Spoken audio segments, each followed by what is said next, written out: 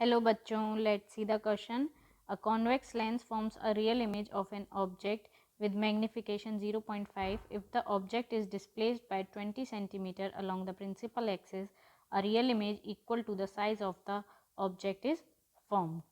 Okay, and now we have to tell that the distance of the image from the lens is initially the distance of image finally from the lens and the distance of the object from the lens initially and the focal length. ये सब चीज़ें हमें अब find करनी है।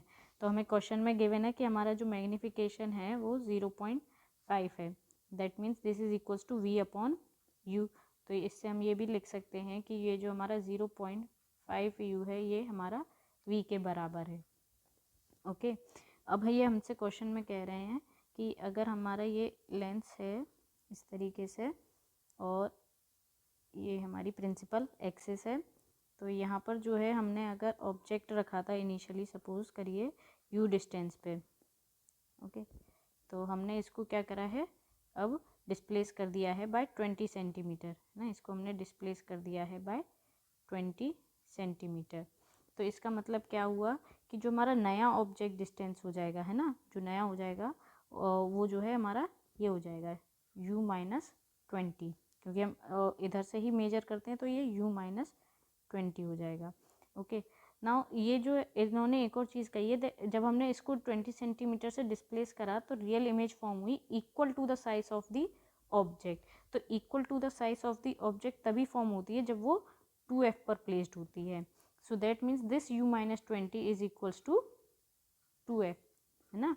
यहाँ पर ये जो है तभी हमारी क्या है इक्वल साइज की इमेज फॉर्म होती है जब हमारी 2f पर ऑब्जेक्ट होता है। तो इससे हमारे पास u-20 is equals to 2f हो गया।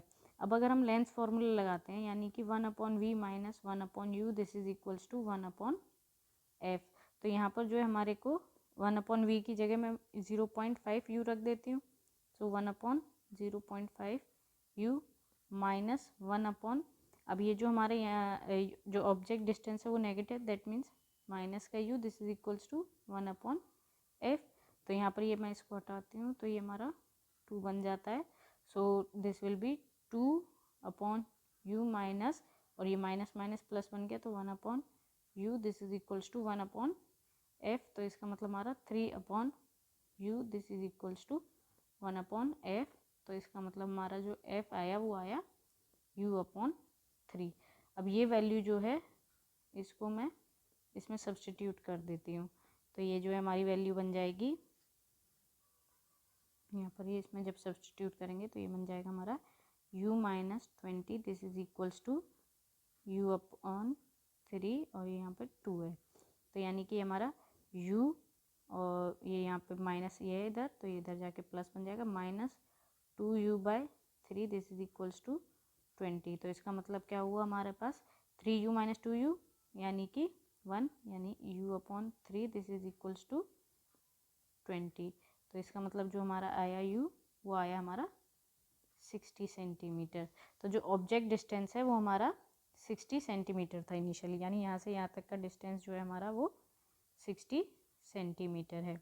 अब जब हमसे जो हमारा अब हमें क्या क्या निकालना है, इमेज डिस्टेंस इनिशियली और इमेज डिस्टेंस फाइनली निकालनी है। तो देखिए इमेज डिस्टेंस इनिशियली जो होगी हमारी 1/v minus 1/u this is equals to 1/f। Okay, चाहें तो हम इससे निकाल सकते हैं या फिर हमारे पास एक ये गिवन है कंडीशन, तो यहाँ पर हम इससे लगा देते हैं तो हमारा जो आ जाएगा v वो हो जाएगा 60 into 0.5 that means 30 centimetre. Okay, तो ये जो हमारा v है इनिशियल है, ये कौन सा है इनिशियल वाला, ये हमारा इनिशियल v है।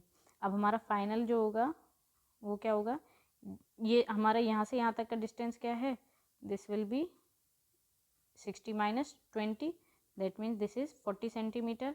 तो ये जो हमारी इमेज बनेगी फाइनल भी वो भी हमारी 40 सेंटीमीटर के इधर बनेगी final image. So that means the distance of the image finally is this 40 centimetre. बिल्कुल सही है। The distance of the image from the lens initially is 25 centimetre, ये हमारा गलत है।